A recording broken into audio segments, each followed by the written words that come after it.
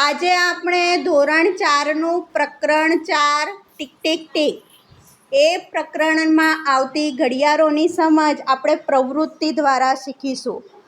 પ્રવૃત્તિ અને રમત દ્વારા.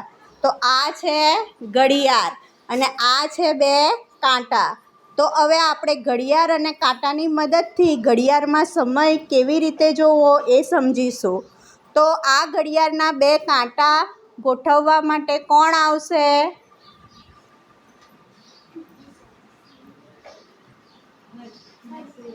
હા, તો દિશાંત આવશે.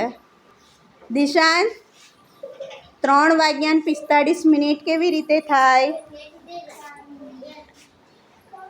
સરસ.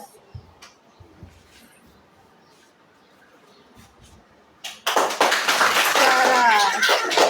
3 અને 45માં કલાક કાંટો 3 અને 4ની વચ્ચે અને મિનિટ કાંટો 9 ઉપર. કોણ આવશે? હા નિશા, તું આવી જા. 11:30 કેવી રીતે થાય?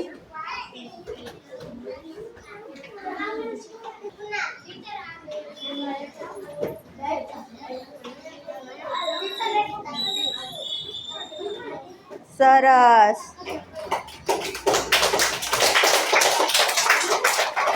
15 5:15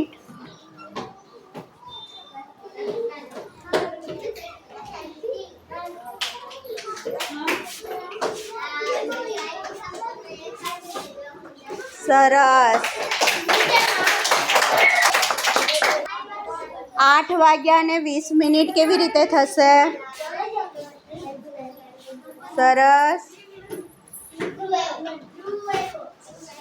સરસ. 8:20 10:15